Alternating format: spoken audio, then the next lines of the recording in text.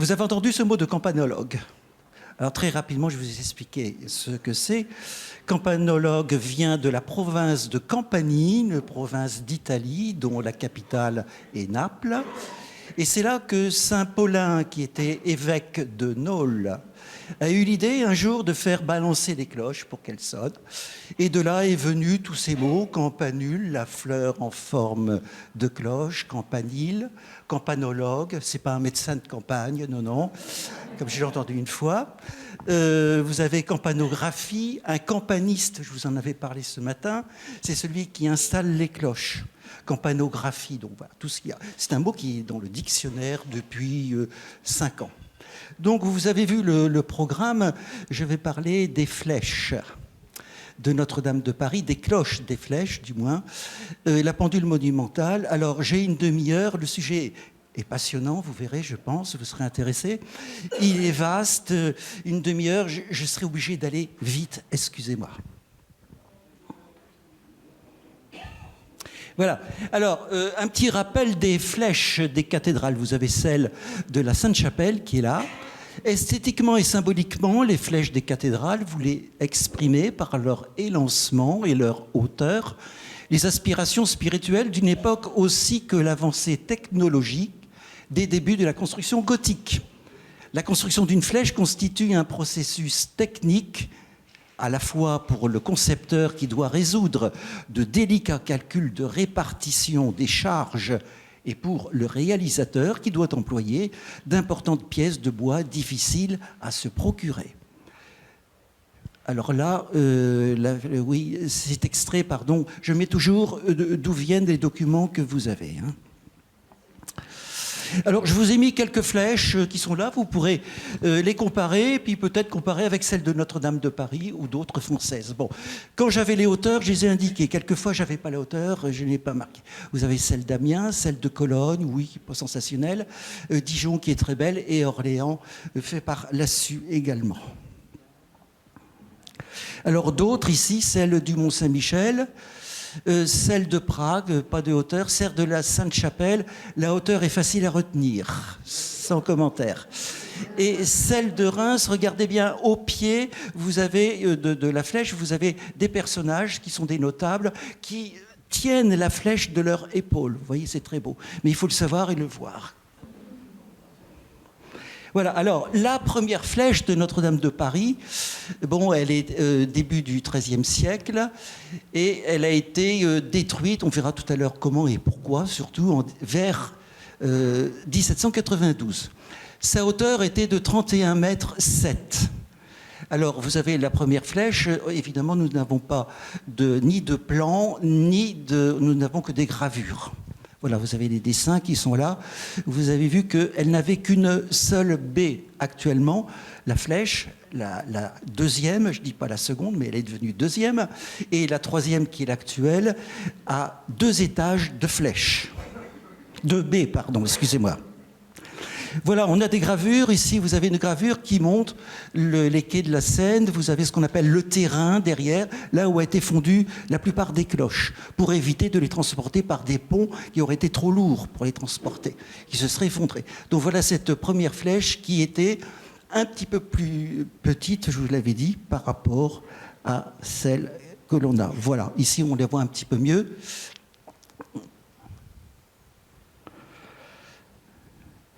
Alors, j'ai retrouvé, d'après les renseignements, d'après les archives, cette flèche contenait 7 cloches.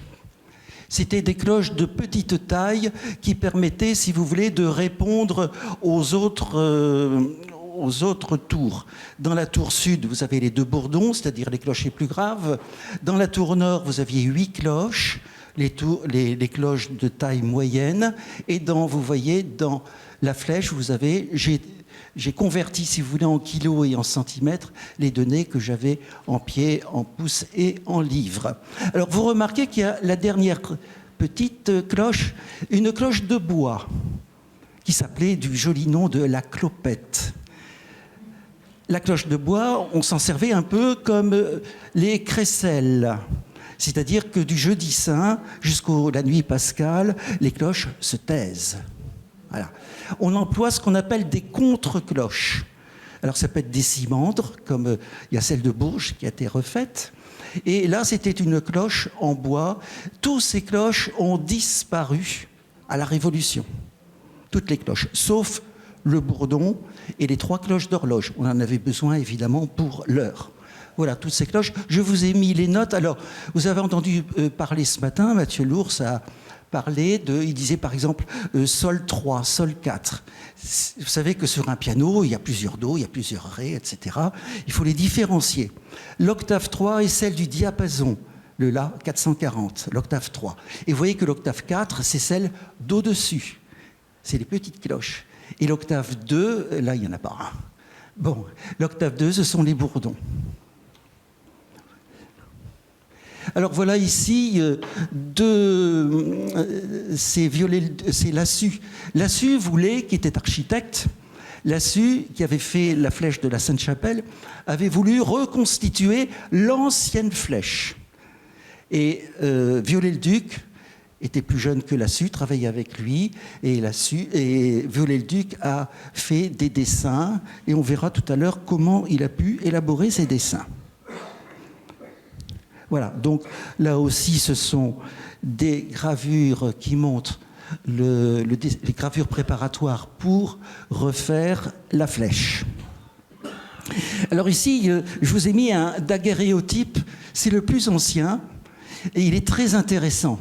Si vous regardez, bon, on voit que la cathédrale n'était pas en bon état, hein, mais regardez dans les 2 tours, les abassons. Vous remarquez qu'à la tour nord, où il y a les cloches, que les abassons sont assez ouverts, comme on dit, c'est-à-dire un peu levés.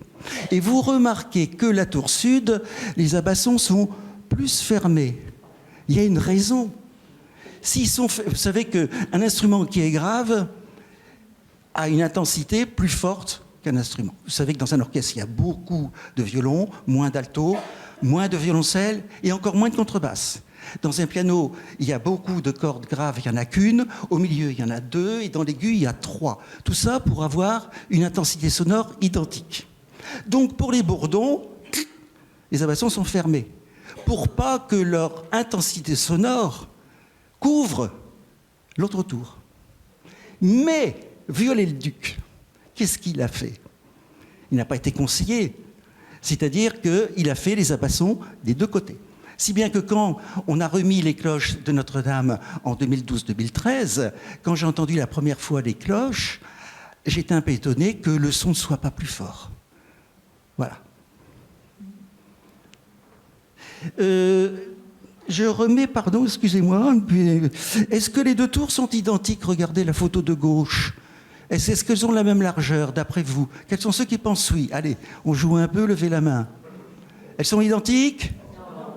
Ah ben bravo. Voilà. Mais quand on le sait, on le voit. Mais si on ne le sait pas, on ne le voit pas. Regardez bien, pardon, excusez-moi. Ici, voilà. Vous voyez, je vous ai mis, il y a une différence de 1,22 m. C'est pas énorme, mais ça se voit. J'ai pas le temps de vous dire pourquoi, mais il y a une raison. Excusez-moi. Je peux pas, il faut que j'aille vite. Ça, c'est... Non, je peux pas. Non, je vous assure. Voilà. Regardez, ça c'est la construction. On voit bien qu'il a commencé par le côté est. Vous voyez qu'il a mis les arcs-boutants différents et il s'est avancé vers le portail occidental. La construction, évidemment, du bâtiment de la sacristie. Voilà. Et la flèche n'y est plus. La flèche a été démolie en 1793. Tout simplement, c'est qu'elle a vrillé au vent. Elle était mal construite. Et donc, elle penchait. Et à l'époque, on s'est dit, il y a un risque, il faut la battre. Ce n'est pas les révolutionnaires qu'on l'a battue parce que c'était une flèche. Non, pas du tout. Non, c'était une raison tout à fait normale. La souche était restée. La souche, c'est la partie basse. Pardon, excusez-moi. Non, c'est celle-ci, oui. Voilà. Alors, ici, regardez, à l'époque, on s'amusait bien. Voilà 2 gravures. Vous avez Lassus. Vous voyez qu'il tient une maquette avec une flèche pas trop grande. Et si vous regardez bien, Viollet-le-Duc, vous avez sa flèche qui arrive presque à son œil. voyez qu'à l'époque. Alors, qu'est-ce qui s'est passé? C'est que, je vous avais dit tout à l'heure, la flèche devait être reconstruite dans son état d'avant. Lassus est décédé. Viollet-le-Duc a repris le chantier tout seul. Il a abandonné le projet de Jean-Baptiste Lassus et il a dessiné une autre flèche, beaucoup plus haute. Voilà. C'est pour ça que, vous voyez, à l'époque, on faisait des belles... Voilà. Alors, Viollet-le-Duc a reconstitué, si vous voulez, d'après la souche en bas et les gravures. Il a reconstitué voilà, comment devait être la flèche. Et c'est ces plans qui devaient servir à Lassus pour refaire la flèche identique à celle qui existait auparavant. Voilà, alors ici, pareil, des reconstitutions. Donc ici, vous avez les comparaisons entre les deux. Il y avait une différence de 18 mètres entre l'ancienne flèche et celle de Viollet-le-Duc. Alors, vous voyez la deuxième flèche, elle est restée, j'ai mis les dates. 96 mètres, c'est la hauteur actuelle de l'actuelle. Bon, voilà les plans de Viollet-le-Duc. On s'est servi de ces plans, évidemment. Voilà. Il se trouve à la bibliothèque de Charenton, évidemment. Hein. Tout est là-bas. Voilà. Donc, ça, c'est intéressant. La souche de la flèche du XIIIe siècle subsiste jusqu'à son démantèlement par Viollet-le-Duc en 1858. Ainsi, il peut observer les vestiges de la souche de la flèche telle qu'elle avait été édifiée. Il est impressionné par l'ingénieuse disposition de la charpente. Il imagine un dispositif de charpente plus complexe que celui de l'ancienne flèche, distinct de celui de la forêt. Vous savez que c'est le nom donné à l'énorme charpente de la nef, car chacune de ces poutres appartient à un arbre différent. Bon, là, vous avez les poids, les longueurs, tout ça a été refait à l'identique. Enfin, je passe assez vite, il y a beaucoup de travail. Une des difficultés qu'il fallait vaincre dans la combinaison et la pose de la flèche était imposée par les 4 piles du transept sur lequel porte tout le système. En effet, ces piliers ne sont pas plantés aux angles d'un carré, mais d'un trapèze. C'est là la grande difficulté. Hein. Voilà, donc vous avez ce qu'on appelle les entrées. Dessin de Viollet-le-Duc, tout ça. Avec, vous voyez, il avait déjà prévu les statues. L'échafaudage lors de sa construction, et oui, et c'est pas comme maintenant. Elle a été construite quand même, la photo, là c'est une photographie, 1860. On a la chance d'avoir ces documents quand même. La flèche a été refaite en 1969-70 et j'ai trouvé une maquette avait été réalisée et vous avez les compagnons charpentiers qui sont là. Alors vous savez qu'ils portent des noms un peu spéciaux, si on peut dire. Vous avez Boine, j'ai pas trouvé son prénom, Limousin, la patience, Christian Driot dit Angevin, la persévérance, Larcher, Landais, la fermeté. Voilà. Donc ils sont là avec leur canne.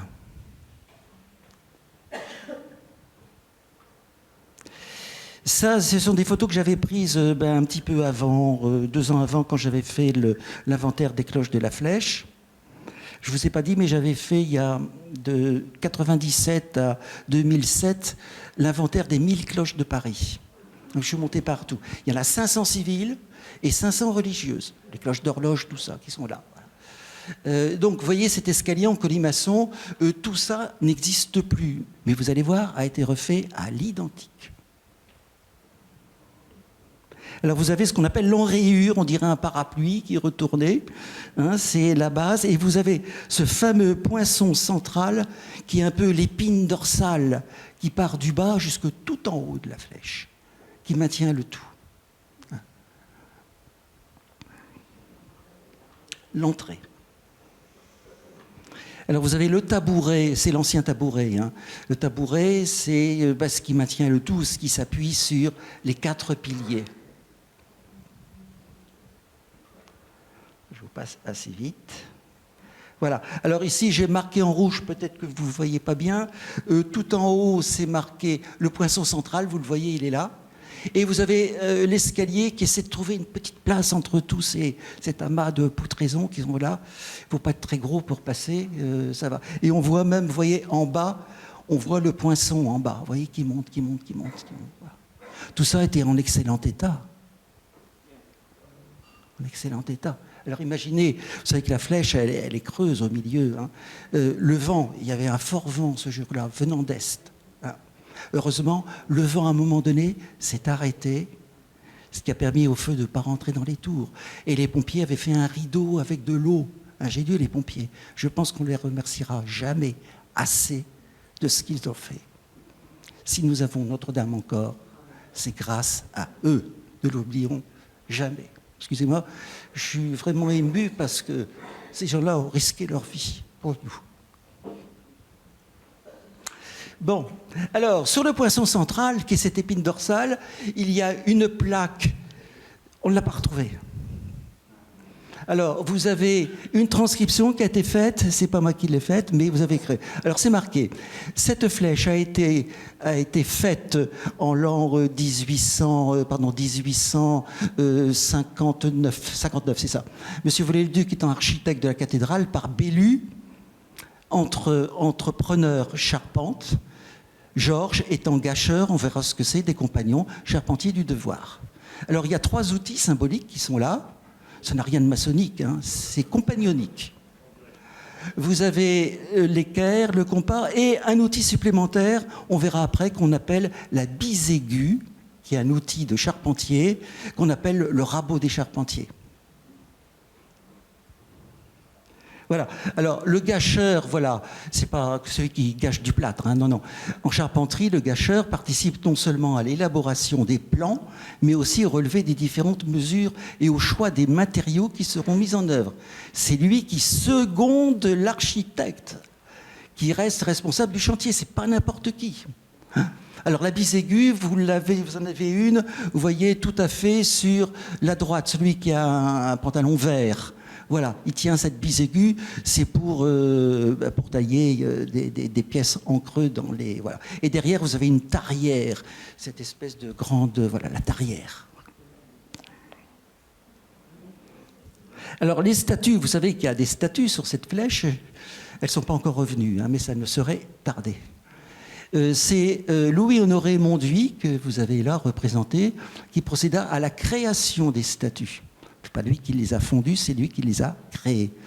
Alors, il a fait, entre autres, des choses que vous connaissez, la grande lanterne de la coupole de l'Opéra de Paris, le lion de Belfort de la place d'Enfer Rochereau, l'archange de Saint-Michel, qui a été faite par Frémier aussi, et puis la statue de la Liberté à New York. Donc, pas n'importe quoi. Oui. Voilà. Alors, les statues de la flèche, voilà, elles ont été faites, voilà, comment pas sculptées, mais bâties par Geoffroy de Chaume, c'est ça, Adolphe Geoffroy de Chaume. Bon, je passe assez vite. Bon, 3 x 4, 12, il y a 12 apôtres qui sont là. Ici, bon, c'est marqué à gauche, hein, Saint-Philippe qui est toujours tout en haut avec une croix, Saint-Matthieu, Saint-Thaddée et le taureau qui représente symboliquement Saint-Luc. De l'autre côté, vous avez Saint-Thomas.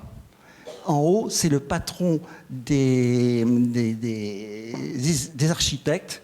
Voilà. C'est le seul d'ailleurs qui est tourné vers la flèche. On en reparlera tout à l'heure. Saint-Jacques le Mineur, Saint-Paul et l'Aigle, qui représente Saint-Jean, bien sûr. Alors ici, vous avez Saint-André avec sa fameuse croix de Saint-André en forme d'X. J'ai plus que 10 minutes, oui, c'est rapide.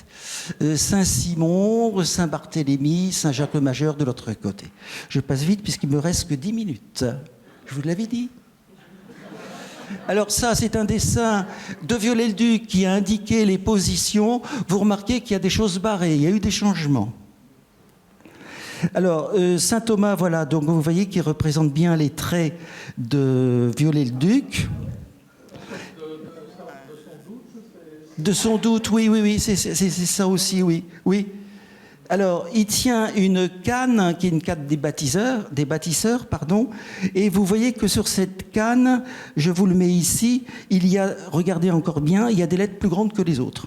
Et si vous regardez bien ces lettres, vous les avez ici, ce sont les V, les M, les C, les D, c'est-à-dire les chiffres romains. Et si on additionne toutes ces lettres qui sont plus grandes, ça donne 1861. C'est ce qu'on appelle un chronogramme. Il y en a souvent des chronogrammes, mais on ne sait pas les voir. Voilà, chronogramme. Je passe vite, excusez-moi. Voilà, je viens très vite sur la flèche de la Sainte-Chapelle, puisque vous allez voir qu'il y a beaucoup d'analogies entre ces deux. Quoique celle-ci avait été faite, on l'a vu tout à l'heure, par Lassus. Voilà, vous voyez qu'il y a des anges musiciens, c'est très beau. Des chevrons, elles mériteraient d'être restaurées. Voilà. Alors, vous avez, les apôtres sont là, mais ils sont collés, parce qu'il n'y a pas de place. Ces auteurs, on les a vus, voilà. Alors, vous avez vu, comment dire, l'architecte s'est représenté aussi avec la canne des bâtisseurs, et vous avez deviné que sur cette canne de bâtisseurs, il y avait également un chronogramme. Donc, Viollet-le-Duc n'a rien inventé. Il a pris ce qu'avait fait l'autre avant lui. Bah oui. Voilà. Et vous avez vu qu'il y a une plaque là-bas aussi, identique. Et regardez les noms, Bellu, tout ça, c'est les mêmes. Il a repris les mêmes. Voilà. Donc on revient à Notre-Dame de Paris. Bon, ça c'est l'une des baies, c'est la baie du premier étage. Vous avez des gargouilles, des foudres, des monstres. Tout ça a été reconstitué. Voilà, des pinacles. Ça, c'est ce qu'on appelle la corbeille qui est tout en haut. Vous l'avez, vous voyez, elle a été dégringolée, on l'a retrouvée. Elle a été refaite aussi. Vous voyez qu'on peut monter en haut de la flèche avec une échelle de corbeau. Il ne faut pas avoir le vertige. Vous voyez, regardez, voilà. Et regardez, vous voyez ici, voilà. Alors, monter, c'est difficile, mais plus difficile, c'est de descendre. Alors, c'est le père et le fils qui travaillent ensemble. Voilà. Alors, voilà, on parle quand même de cloches. Ça, c'était les cloches d'horloge. Elles étaient commandées mécaniquement par le mouvement. Voilà. Vous voyez qu'elles ont 2 marteaux de tintement. Voilà. Ça, ce sont les poids, diamètres. Vous voyez quand même que le poids, il y avait quand même des cloches de 450 kilos quand même en haut. Voilà, on les reverra tout à l'heure. Ça, c'était les petites cloches qui se trouvaient à la croisée du transept, là où il y a la Vierge aux étoiles. Ce qui permettait d'entendre sur cette batterie de 3 petites cloches la sonnerie de l'heure à l'intérieur de la cathédrale. Tout ça a disparu. Voilà, l'horloge de Armand Collin, 1867. Vous verrez les vestiges tout à l'heure. Je crois qu'il me reste 5 minutes. La pendule, voilà. Donc, vous voyez, il y a une plaque. On n'a pas retrouvé les plaques non plus. Peut-être qu'elles n'ont pas été disparues pour tout le monde. C'est pas grave, mais au moins elles sont protégées, plutôt qu'être fondues dans l'incendie. Voilà. Donc, vous voyez, voilà, on revoit le poinçon central et on revoit les poids qui faisaient marcher. Il y avait 3 poids. Voilà. Ça, ce sont les cadrans, 4 cadrans. Et vous avez l'arrière des cadrans. Ici, vous avez les têtes qui ont été dessoudées juste avant, 3 jours. Il y en a qui diront c'est le hasard. Non, il n'y a pas de hasard là-dedans. Voilà. Donc, vous voyez, on a mis les têtes en bas, on dirait des personnes décapitées. Elles ont été restaurées. Ça, c'est une photo que j'avais prise le lundi 15 avril. Pas le 15 avril, le 12 avril. Voilà, c'était le vendredi saint. 8 jours avant, oui, parce que c'était... Oui, voilà, c'est ça. Bon, ça, je vous les remonte, voilà, vous avez toute... voilà, l'incendie. Celle-là est intéressante parce que, regardez, j'ai entouré sur la photo une des cloches qui est restée. Elle n'est pas restée longtemps. Elle s'est effondrée. Voilà, la flèche qui dégringole, 19h57-58. Voilà. Alors, voilà, le feu était rentré à l'intérieur des tours. Donc, les cloches allaient dégringoler. Il y a 16 tonnes de cloches dans la tour nord. Donc, les planchers se seraient effondrés, les voûtes, le portail occidental, la tribune, le grand orgue, la tour sud. Les deux tours verrouillent l'ensemble des murs. Verrouillent. S'il n'y a plus ces verrouillages, avec les arcs-boutants, les murs se seraient effondrés. Donc, ça aurait été un tas de ruines. Voilà. Alors, vous voyez, voilà quelques photos. C'est pas moi qui les ai prises, c'est un de mes collègues. Et vous voyez que le plomb avait fondu. Et vous voyez, voilà, vous voyez les jougs soutenant les cloches allaient fondre. Allaient brûler, plutôt. Regardez l'escalier qui monte vers le deuxième étage de la chambre des cloches. On ne peut plus monter. On ne pouvait plus monter. Voilà. Bon, ben ça, le beffroi a été restauré, bien sûr. Voilà, ça, c'est les cloches en 2013, en haut. Et là, c'est les cloches qui ont été nettoyées, restaurées. Voilà. Bon, les voilà aussi.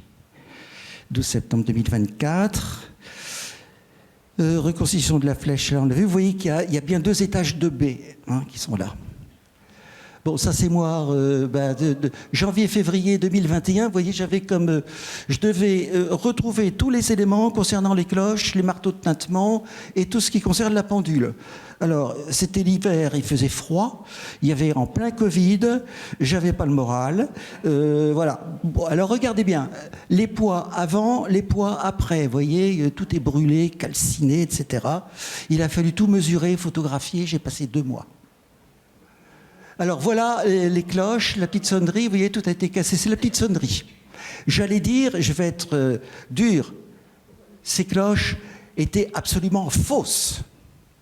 C'était des vulgaires cloches d'horloge, non signées, non datées. On ne peut pas les récupérer. Maintenant, il y a 3 nouvelles cloches, il y a un ré dièse, il y a un fa dièse et un sol dièse. 9. C'est merveilleux. Elles n'avaient aucune valeur musicale ni historique. Bon, regardez bien, ici vous avez, on voit les marteaux de tintement, vous voyez, entourés en rouge. Regardez, entourés en rouge, vous voyez? Voilà, regardez bien, voilà des morceaux de cloches. Les cloches se sont ovalisées à la chaleur. Donc c'est monté à peu près à 800-900 degrés en haut, la fournaise. Voilà, donc encore des éléments, vous voyez. Il a fallu les lever pour les mesurer, c'était pas facile. L'ancienne lentille du balancier. Vous savez ce qu'il y a sur le balancier? Voilà, avant et après. Voilà, les cadrans. Alors le cadran était en lave dite de Volvic, j'ai pu les mesurer. Et vous voyez la petite croix, l'élément décoratif, il se trouve en bas des cadrans. Voilà les aiguilles de chaque côté. Vous voyez la paire d'aiguilles qui sont là? Voilà, alors ça c'est les nouvelles cloches, voilà les toutes nouvelles, des cloches dites de la consécration, ré dièse, fa dièse, sol dièse, que je vous avais dit.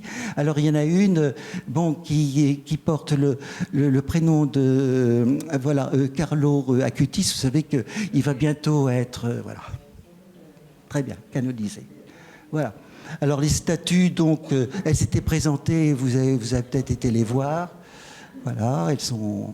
J'ai pu les photographier de près, les mesurer, etc. Les tout revoilà, je passe vite. Le voilà le faisant son salut compagnonique. Voilà, donc ça c'est le tétramorphe avec les animaux représentants. Mathieu, le lion, ils sont en bas. Le tabouret a été reposé, voilà. C'est ça qui maintient la flèche, vous voyez, qui est en forme de trapèze. C'est ce qui maintient le tout, qui appuie sur les 4 piliers. Ça c'est une reconstitution, c'est une maquette, du tabouret de la flèche. Voilà, regardez, j'aime bien cette photo, c'est pas moi qui l'ai prise. C'est l'ossature de la flèche, sa colonne vertébrale. Elle fait 64 mètres, en tout. Alors voilà l'escalier, vous voyez, je vous ai mis avant et après. On sait faire en France. Alors ça, j'aime bien celle de droite parce que ça représente ceux, vous voyez, ils n'oublieront jamais ce qu'ils ont fait dans leur vie, ces gens-là, vous voyez. Et ils l'ont bien fait. Voilà, ça c'est le panier tout en haut, l'ancienne croix. Ça c'est notre président qui est tout en haut. Ça c'est la bénédiction, vous voyez, de l'ensemble. Je passe vite, excusez-moi. Le montage et puis le coq, voilà. Les reliques, la présentation de la maquette, la bénédiction. Voilà les reliques, Sainte-Geneviève, la couronne d'épines et Saint-Denis, le coq qui monte, voilà, la croix qui a été l'ancienne croix. Alors voilà, j'avais trouvé la croix, elle était dans le Barnum, voilà, j'avais pris, vous voyez, le 27 janvier. Voilà, et puis donc elle se termine, voilà, pour la dernière. Alors, avant de partir, je vais vous donner l'explication que vous m'avez demandé tout à l'heure sur les cloches, la désacralisation des cloches. Bon. Vous savez qu'il y avait des églises qui étaient en Algérie, et des églises qui ont été fermées. Hein, et on a réapatrié en France, on les a ramenées, des cloches venant d'Algérie, qui ont été posées dans des églises où il y avait un clocher ou pas de clocher, on en a construit un. Donc elles servent au culte et elles sont en France. Ouais. Il y en a même sur Paris. Ce n'est pas des cloches de grande qualité, mais au moins ça peut sonner. Voilà. Je vous remercie pour votre attention. Excusez-moi d'avoir été très vite. C'est bon, c'est parfait.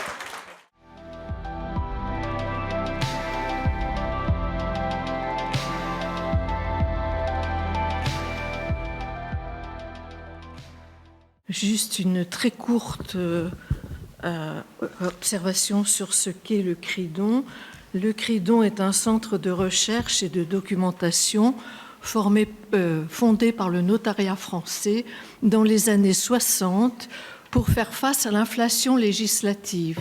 Donc, vous voyez le chemin qui s'est produit depuis. Il y a 5 CRIDON en France, le plus important est à Paris.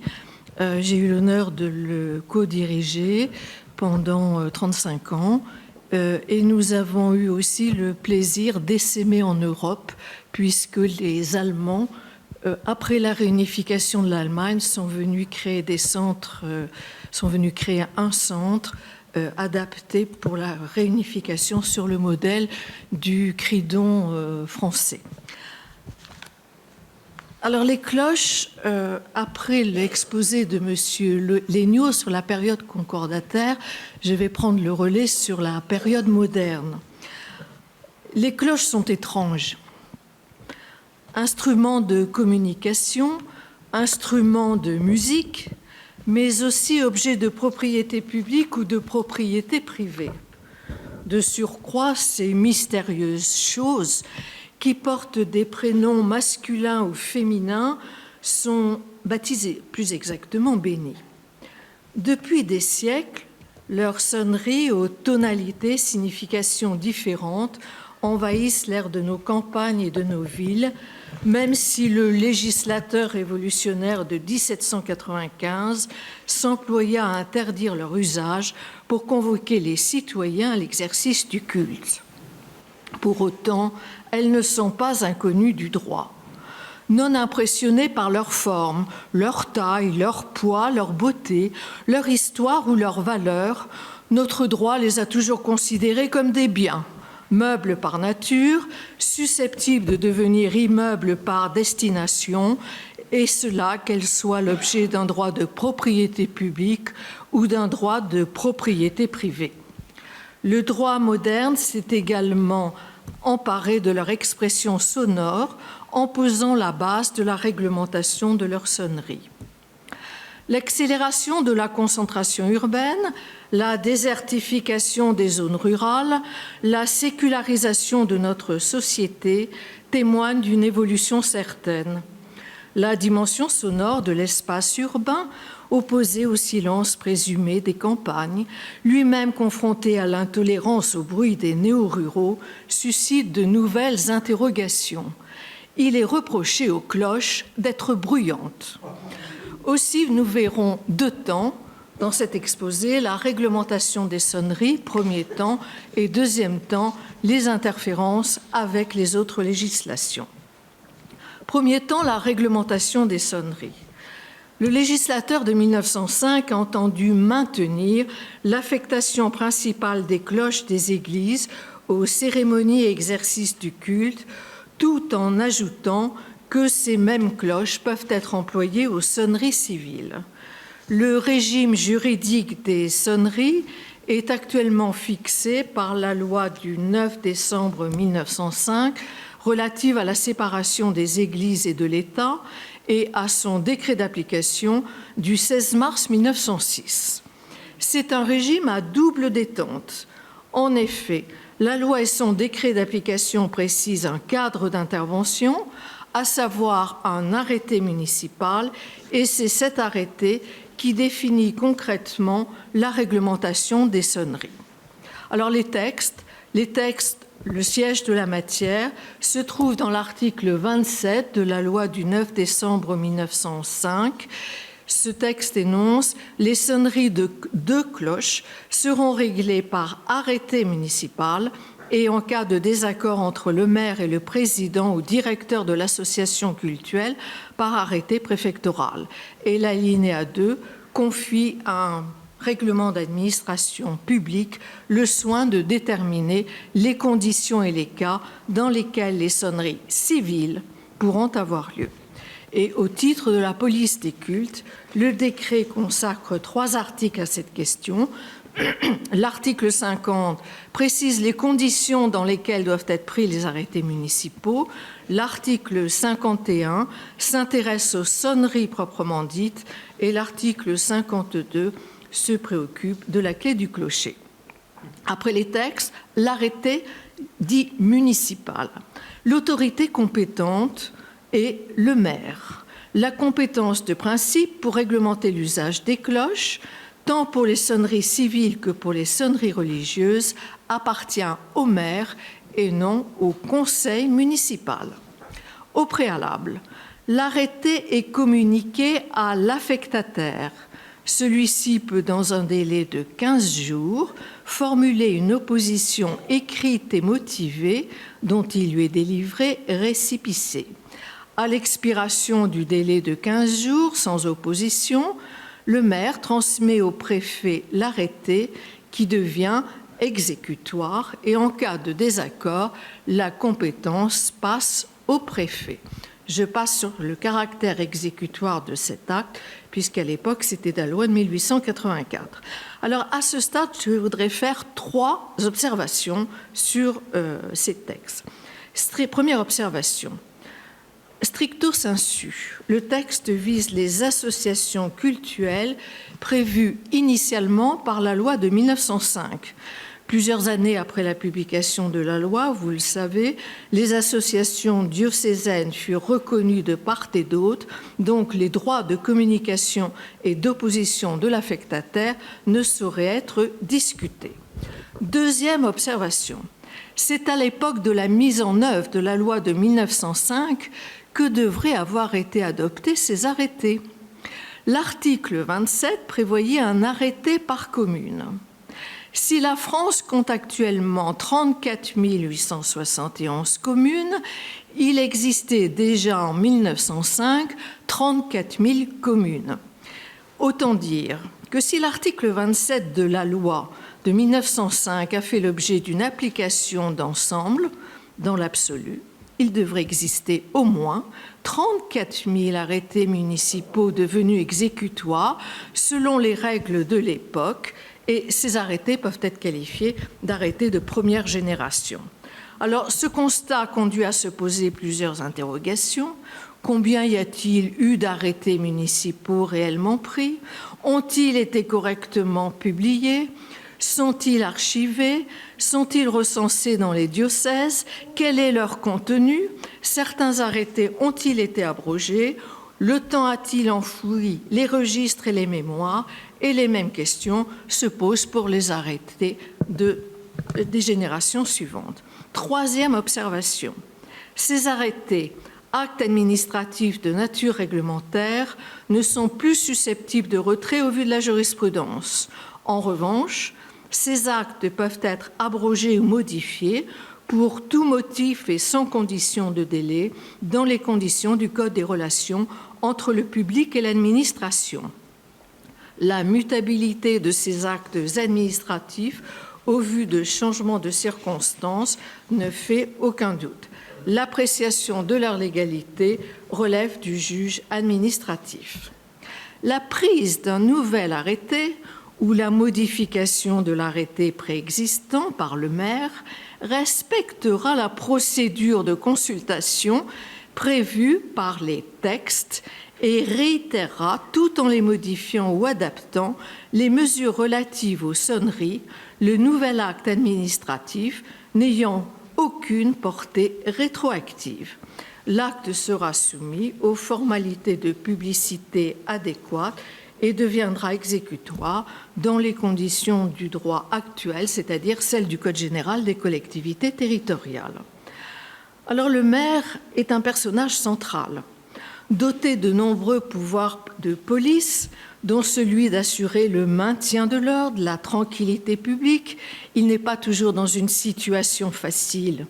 En effet, dans le cadre de l'exercice de ses pouvoirs, il doit concilier le respect de la liberté des cultes, garantie par l'article 1er de la loi de 1905, le maintien de l'affectation spéciale des églises aux cérémonies exercices du culte, prévu à l'article 5 de la loi de 1907, les usages et le maintien de l'ordre et de la tranquillité publique. À ce titre, je ne vous citerai pas les arrêts, ils seront mentionnés dans le rapport écrit. À ce titre, le maire ne peut prendre aucune mesure d'interdiction à caractère général et absolu, ce qui aboutirait à supprimer la liberté du culte. À ce titre non plus, il ne peut entraver l'exercice de cette liberté. Ainsi, il ne peut interdire l'utilisation des cloches à des jours et heures qui auraient pour effet de supprimer les sonneries d'office religieux, particulièrement en hiver, la nuit de Noël par exemple, et les célébrations de Pâques intéressées. À ce titre non plus, il ne peut prescrire la sonnerie des cloches de l'Église à l'occasion d'obsèques civiles ou de mariages civils, les édifices mis à disposition des ministres du culte et des fidèles étant affectés au culte de par la loi. Alors la jurisprudence, elle a été très abondante au début de la loi de 1905 jusqu'au début de la guerre de 14. Le Dalloz et le Ciré sont très riches en décisions.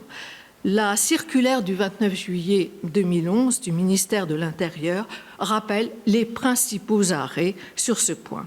En fait, et je rejoins M. Legnaud, la primauté des sonneries religieuses est liée à l'affectation principale des cloches à l'exercice du culte. En revanche, le maire peut s'opposer aux sonneries religieuses lorsque la vétusté du clocher, qui en droit est un ouvrage public, en rendrait l'usage dangereux pour la sécurité publique. En l'état, je crois qu'il est intéressant de ne pas perdre, vous verrez tout à l'heure pourquoi, de ne pas perdre de vue une jurisprudence du Conseil d'État affirmée au lendemain de la loi de 1905. Selon la haute juridiction, les sonneries ayant lieu quotidiennement le matin, à la pointe du jour, à midi et le soir ont, par leur origine, un caractère religieux. Elles ne rentrent donc pas parmi les sonneries d'ordre civil autorisées par les usages locaux. Ainsi, un maire ne peut prescrire qu'il sera procédé aux dites heures, sous-entendu de l'Angélus, à des sonneries dépourvues de caractère religieux pour annoncer l'heure des repas ou la cessation du travail. On imagine difficilement, plus d'un siècle après, que le Conseil d'État ne reconnaisse plus l'Angélus. Angélus également reconnu par l'ordre judiciaire, par la Chambre des requêtes en son temps, et également par la Chambre criminelle. Voilà pour le rôle du maire. Alors, un arrêté de sa compétence, mais un contenu qui est encadré. Dans le respect du principe de la liberté du culte, l'arrêté prend acte des sonneries religieuses, dont celles relatives aux différents offices et célébrations et à l'Angélus. L'arrêté municipal détermine les conditions et les cas dans lesquels les sonneries civiles pourront avoir lieu dans le respect des précisions données par le décret de 1906. Alors, l'emploi des cloches d'un édifice cultuel à des fins civiles est possible dans 3 cas, cas déjà prévu dans les mêmes termes par l'article 100 de la loi communale du 5 avril 1884, également intervenu dans la ligne de l'avis du Conseil d'État du 17 juin 1840, mais la loi de 1884 avait formulé les cas. En toute hypothèse, premier cas, les sonneries civiles peuvent être effectuées dans le cas de péril commun qui exige un prompt secours. La définition du péril commun n'appelle pas de commentaire particulier. On peut dire que l'ancien tocsin reste d'actualité en dépit des portables et des sonneries civiles.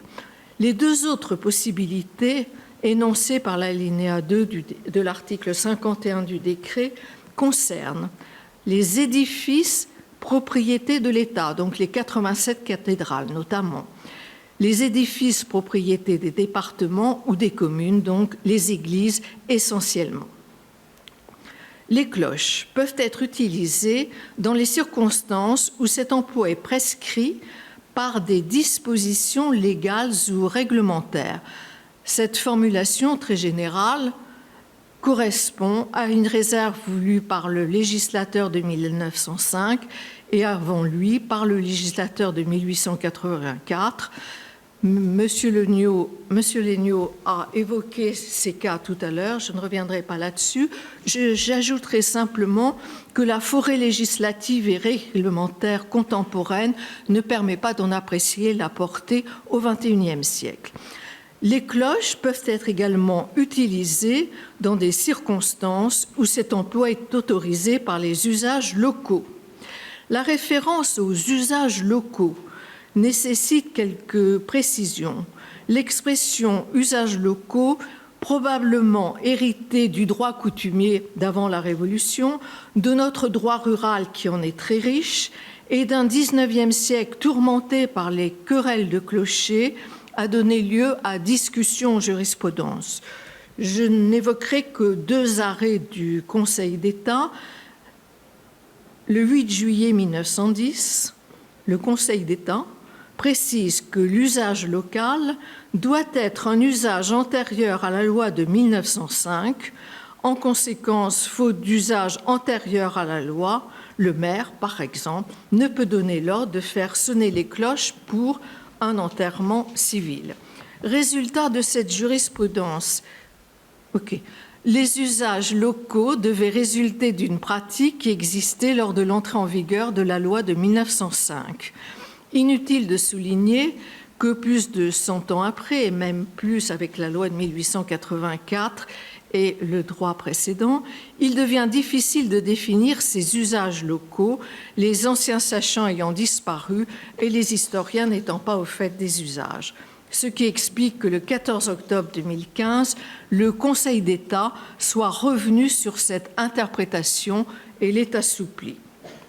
Pour le Conseil d'État, l'usage local s'entend maintenant de la pratique régulière et suffisamment durable de telles sonneries civiles dans la commune, à la condition que cette pratique n'ait pas été interrompue dans des conditions telles qu'il y ait lieu de les regarder comme abandonnées. L'usage local s'entend donc maintenant d'une pratique régulière et suffisamment durable des sonneries civiles dans la commune. Il n'a pas à procéder d'une pratique qui existait lors de l'entrée en vigueur de la loi de 1905. Alors cette solution prévaut pour la France métropolitaine et les départements d'outre-mer, sauf la Guyane, qui est toujours régie par l'ordonnance royale de 1828. Elle ne s'impose pas pour les départements où le concordat est toujours en vigueur, à savoir dans les départements d'Alsace-Moselle. Ce point a été évoqué tout à l'heure lors des questions. Dans le département de la Moselle est intervenu d'ailleurs un accord entre le préfet, M. Hassen, en 1991, et Monseigneur Raffin de cette réglementation. On retiendra que les sonneries des cloches sont arrêtées chaque jour à partir de 20h jusqu'à 8h. Et le juge administratif sanctionne le non-respect de ces dispositions. En témoignent d'ailleurs les arrêts de la Cour d'appel de Nancy. Alors, les interférences avec d'autres réglementations. Par leur fréquence et leur intensité, les sonneries des cloches peuvent être mal tolérées par certains habitants, ceux qu'on appelle les néo-ruraux, qui achètent une maison ou un presbytère à proximité de l'église du village. Alors tout les dérange. Les aboiements des chiens, les meuglements des vaches, le chant du coq, la cymbalisation des cigales, la sonnerie des cloches. Alors quelles sont les critiques adressées aux sonneries? Les critiques adressées aux sonneries des cloches sont de deux ordres. Elles sont d'abord fondées dans la théorie civiliste jurisprudentielle des troubles anormaux de voisinage et dans la police administrative de la tranquillité publique confiée au maire par l'article 22.12.2 du Code général des collectivités territoriales. Alors, première critique, elle est liée à l'émergence sonore des cloches qui excéderait les limites de bruit définies par le Code de la santé publique. Le Code de la santé publique, dans sa partie réglementaire, énonce « Aucun bruit particulier ne doit, par sa durée, sa répétition ou son intensité, porter atteinte à la tranquillité du voisinage ou à la santé de l'homme, dans un lieu public ou privé, qu'une personne en soit elle-même à l'origine ou que ce soit par l'intermédiaire d'une personne, d'une chose dont elle a la garde ou d'un animal placé sous sa responsabilité. » Les textes réglementaires donnent une définition des valeurs limites de l'émergence à ne pas dépasser, ce qui nécessite expertise et mesure acoustique dès lors que le bruit a une certaine origine. L'application des textes relatifs aux valeurs limites n'est pas évidente, car les sonneries des cloches ne sont pas un bruit ayant pour origine une activité professionnelle, une activité sportive, une activité culturelle ou une activité de loisir. En revanche, les sonneries des cloches peuvent être considérées comme un bruit de voisinage. Le seconde critique est lié à la fréquence et à la durée des sonneries et est souvent pointé du doigt le régime nocturne des sonneries civiles. S'agissant de sonneries civiles, la jurisprudence du Conseil d'État sur les usages s'impose.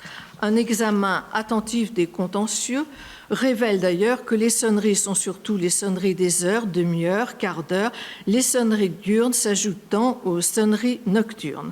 Dans nombre de dossiers sont versés au dossier des pétitions émanant des habitants en faveur du maintien des sonneries, signe de l'identité locale, et les maires opposent le plus souvent des refus aux demandes qui leur sont faites. En fait, les sonneries religieuses sont rarement mises en cause, à l'exception de la sonnerie de l'Angélus du matin, qui s'attire les mêmes reproches que le chant du coq, plus de grâce matinée possible. Alors le législateur s'est ému de cette situation et, comme peut être remis en cause devant les juges à l'heure actuelle, à l'anglo-saxonne, devant ce paysage de récrimination et de contentieux, eu égard à la médiatisation des affaires et à la perception erronée des territoires ruraux par certains nouveaux arrivants, le Parlement s'est inquiété de cette situation. Il en est ressorti 2 lois qui méritent attention. Rassurez-vous, j'arrive à la fin. En 2021, le législateur a manifesté sa volonté de mieux protéger les sons et odeurs qui caractérisent les espaces, ressources et milieux naturels, terrestres et marins, en les classant dans le patrimoine commun de la nation. Cette protection est désormais intégrée dans l'article L110-1 du Code de l'environnement et elle bénéficie aux sonneries des cloches. La lecture des rapports parlementaires qui consacrent de longs développements aux sonneries des cloches, les territoires ruraux n'étant ni des endroits silencieux ni des endroits inodores, est extrêmement clair sur ce point. Il en va de même de la proposition de loi initiale et de la lecture de l'avis du Conseil d'État sur cette proposition. Les sonneries de cloches font donc partie du patrimoine commun de la nation défini par le Code de l'environnement. Et la mission d'étudier et de qualifier l'identité culturelle des territoires et confiée aux services régionaux de l'inventaire général du patrimoine culturel. Et ces données sont susceptibles de concourir à l'élaboration des documents d'urbanisme. Alors nous aurons bientôt des documents d'urbanisme sonores, j'en déduis. En 2024, le législateur a posé de nouvelles limites aux récriminations des néo-ruraux. Le Code civil s'enrichit d'un nouvel article destiné à freiner les ardeurs des plaideurs. Désormais, la théorie de la préoccupation ou de l'antériorité fait obstacle à la responsabilité pour trouble anormal de voisinage. Seule l'aggravation du trouble peut être source de difficultés et donc d'éventuels contentieux.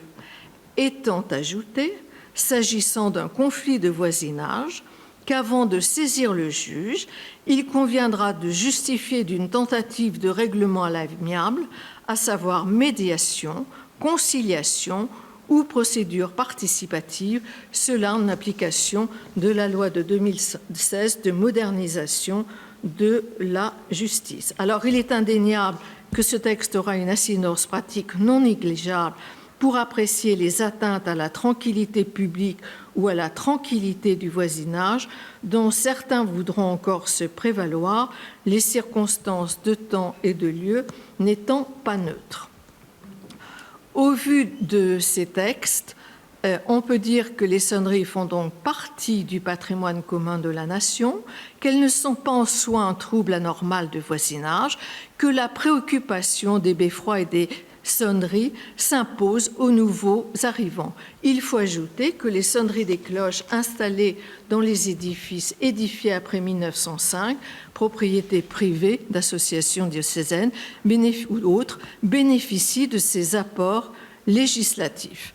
Alors les maires seront mieux armés face aux néo-ruraux et en toute hypothèse, ils ne pourront pas s'engager par contrat à réglementer dans un sens déterminé les sonneries de cloche pour obtenir le désistement d'un contentieux par des particuliers. On n'échange pas un désistement moyennant la suppression des sonneries civiles et de l'Angélus. Alors en conclusion, dans un environnement sécularisé, il paraît important de connaître le contenu des arrêtés municipaux pour savoir dans chaque dossier quelles sont les sonneries qui font difficulté. En effet, si l'on compare le texte et la rédaction des arrêts du début du XXe siècle et de la fin du XIXe et les arrêts du XXIe siècle, on s'aperçoit qu'au XXIe siècle, les arrêtés municipaux ne font l'objet d'aucune lecture ou attention, sont-ils seulement recherchés et versés au dossier, et que le débat se situe en périphérie sur des frontières nouvelles. Il est plus facile de se baser sur la théorie des troubles anormaux de voisinage, sur la réglementation sur le bruit, sans rien savoir du cadre préexistant et de la qualification des sonneries en cause. À une époque où les sonneries des cloches sont nettement moins envahissantes, où les humains sont plus sensibles au bruit, il faut espérer que la sonnerie de l'Angélus, reconnue comme sonnerie religieuse tant par l'ordre administratif que par l'ordre judiciaire, continuera de sonner sur le territoire de celle qui fut la fille aînée de l'Église. Il est donc grand temps d'apprendre l'Angélus à l'intelligence artificielle.